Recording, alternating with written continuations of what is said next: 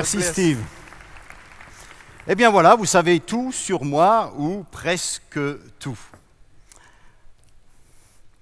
Sommes-nous responsables de tout ce qui nous arrive ? Vous le savez, dans nos vies, il y a des événements qui parfois se déroulent pour lesquels nous n'y pouvons rien. Mon grand-père, par exemple, est décédé à 50 ans. Ma grand-mère s'est retrouvée toute seule avec 7 enfants à élever. Dans un autre registre maintenant, beaucoup plus positif, j'ai découvert il y a quelques années que certains de mes ancêtres étaient suisses. Et c'est au milieu du XVIIIe siècle qu'un certain Joseph Mennlein, qui était berger, a quitté sa Suisse pour aller s'installer en Alsace. Ce qui veut dire que j'ai un peu dans mon sang, un petit peu de sang suisse. Alors, n'applaudissez pas trop vite, c'est du sang suisse alémanique. Mais quand même, quelque part, j'en suis fier. Alors à côté de cela, il y a aussi des événements parfois dans nos vies pour lesquels nous sommes responsables. La Bible le dit elle-même, ce qu'un homme aura semé, il le moissonnera aussi. Mais finalement, ce qui importe lorsqu'il nous arrive quelque chose, que nous soyons ou non responsables, ce n'est pas tant de savoir pourquoi ça m'arrive ou alors qui est responsable, mais plutôt de se poser la question de savoir comment est-ce que je fais pour me relever lorsque je suis tombé. Eh bien, c'est ce que je vous propose de découvrir maintenant au travers de cette courte vidéo. Regardez, je vous rejoins tout de suite après.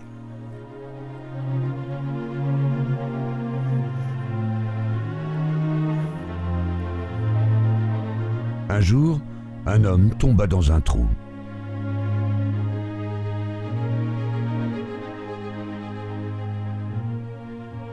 Pris au piège dans cette fosse, il ne pouvait plus s'en échapper.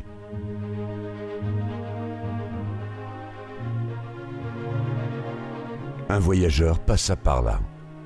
Il conseilla à l'homme de méditer pour purifier son esprit. Il lui promit que lorsqu'il atteindrait le nirvana, toutes ses souffrances cesseraient. L'homme obéit, mais il était toujours prisonnier. Un autre homme apparut. Il lui expliqua que le trou n'existait pas et qu'en fait l'homme lui-même n'existait pas. Tout n'était qu'illusion. L'homme qui n'existait pas resta donc au fond de son trou qui n'existait pas non plus. Un autre visiteur se présenta en disant qu'il fallait pratiquer de bonnes œuvres afin d'améliorer son karma, dans l'espoir d'être réincarné en quelque chose de meilleur. Un autre personnage le regarda.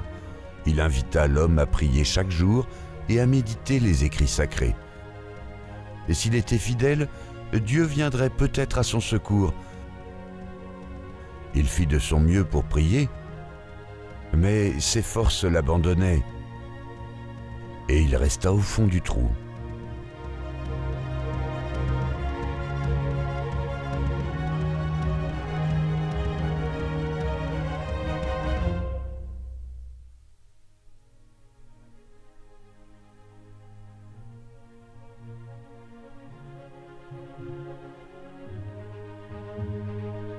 Un autre homme apparut. Il était différent des autres. Il appela celui qui était dans le trou et lui demanda s'il voulait sortir.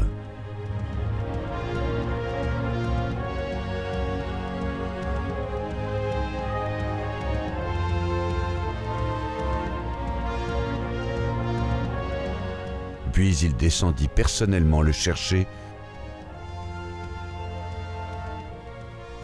le saisit, le mit sur ses épaules et le ramena à la lumière. C'est ainsi que l'homme qui était perdu fut sauvé.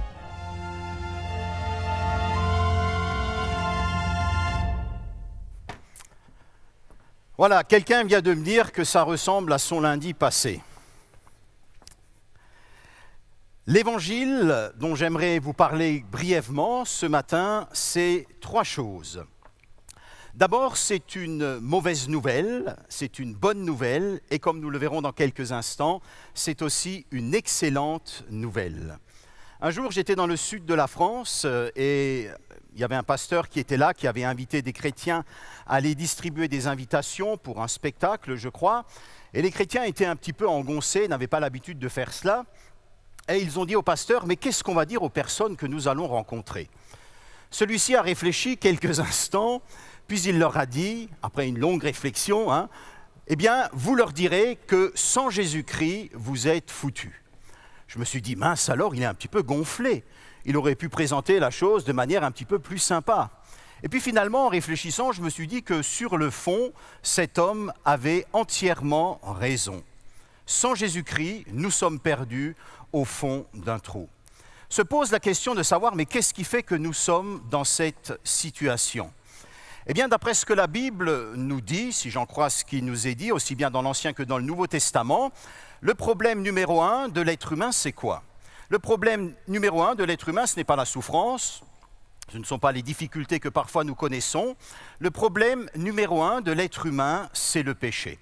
Et qu'est-ce que le péché ? Celui-ci a plusieurs sens. D'une part, c'est rater le but, passer à côté de ce que Dieu a prévu pour nous. Et puis d'autre part aussi, le péché, c'est désobéir à la loi de Dieu. De la même manière qu'il existe des lois physiques universelles qui régissent notre univers, vous avez aussi des lois morales, spirituelles, qui régissent nos relations les uns avec les autres et avec Dieu aussi. Une de ces lois, par exemple, dit « Tu ne convoiteras pas ce qui appartient à ton prochain », que ce soit ses biens, que ce soit ses lacs, ses montagnes ou que sais-je. Un jour, alors que j'étais en train de parler avec un homme justement de cette question du péché, celui-ci me dit « Mais moi, tu sais, j'ai vraiment pas l'impression d'être pécheur et j'ai pas l'impression de convoiter plus qu'un autre. » Je lui ai alors cité cette parole de Jésus dans les évangiles qui dit que celui qui regarde une femme pour la convoiter a déjà commis un adultère avec elle dans son cœur. Et là, il m'a regardé, il a écarquillé les yeux et il m'a dit dans ce cas-là, tous les gars sont perdus. Et je lui ai dit oui, non seulement tous les gars, mais aussi toutes les dames. Que faire alors ? Revenons quelques instants à notre histoire. Vous l'avez vu, à un certain moment donné, il y a différents personnages qui passent. Et ces personnages sont en réalité les commerciaux des grandes religions. Chacun vient avec sa solution. Viens chez moi, fais ceci, fais cela.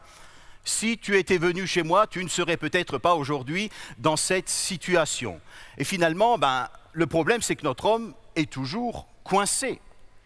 Comment faire alors ? Pour tomber, dit un proverbe, on se débrouille tout seul. Par contre, pour se relever, la main d'un ami est nécessaire. Et dans notre histoire, cet ami, c'est le Christ, c'est Jésus.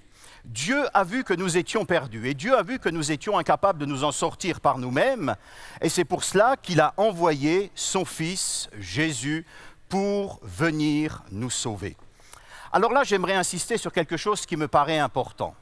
L'objectif de Jésus en venant sur terre il y a 2000 ans, ce n'était pas dans un premier temps d'améliorer notre vie, ni même de nous guérir ou de nous délivrer. Ça, ce sont des effets induits de la foi chrétienne. Pourquoi Jésus est-il venu ? Un jour, il y a une dame qui me téléphone, elle était maître Reiki, elle était énergéticienne.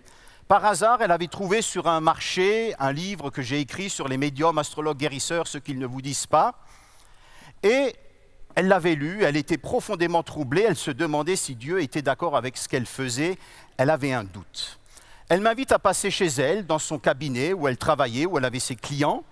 Et alors que nous étions en train de discuter, de parler de guérison, parce qu'elle s'intéressait beaucoup à cela, à un moment donné, je vois sur les murs de son cabinet des certificats qui étaient là, et des certificats, et je lui dis, mais qu'est-ce que sont ces certificats ? Et elle me dit, ce sont des formations auxquelles j'ai participé avec des guérisseurs très connus, bien sûr, comprenez des guérisseurs dans le monde occulte. Et alors que nous étions en train de parler de cela, elle me dit, mais vous savez, tous les guérisseurs, ils nous lisent souvent des textes de Jésus. Ils sont en admiration devant le Christ, c'est le plus grand thaumaturge, c'est-à-dire faiseur de miracles de l'histoire. Par contre, me dit-elle, il y a quelque chose que vous m'avez dit aujourd'hui, et c'est la première fois de ma vie que j'entends cela. Je n'avais jamais entendu et je ne savais pas que Jésus était venu pour nous sauver. Et pour elle, ça a été une révélation. Et lorsqu'elle disait cela, elle avait les larmes aux yeux.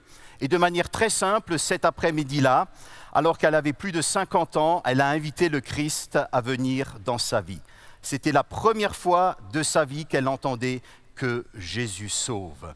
Eh bien, si Jésus peut nous sauver aujourd'hui, c'est non seulement parce qu'il est le Fils de Dieu, mais aussi parce qu'il y a 2000 ans, il est mort sur la croix. Et lorsqu'il est mort sur la croix, ce n'est pas pour que son nom reste gravé dans l'histoire des hommes ou que sais-je. Si le Christ est mort sur la croix, c'est parce qu'en mourant sur la croix, Dieu a placé sur lui toutes nos fautes, tous nos péchés, tout ce qui nous séparait et nous sépare et vous sépare aujourd'hui de Dieu. Je vous ai dit tout à l'heure que j'avais 3 nouvelles. La mauvaise nouvelle, vous l'avez entendue. La bonne nouvelle, vous venez de l'entendre. Et voici maintenant l'excellente nouvelle.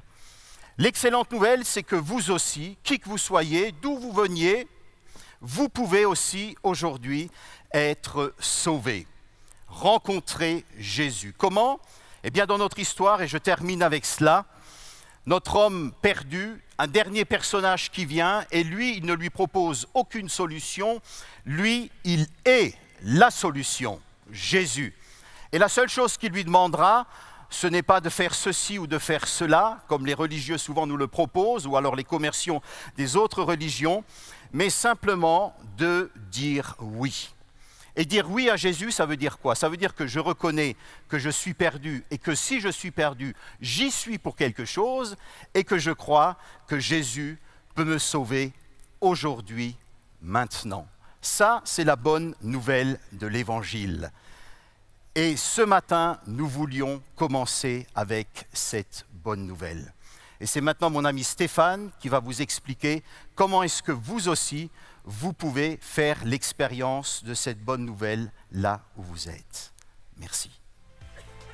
Merci beaucoup. Merci Emmanuel.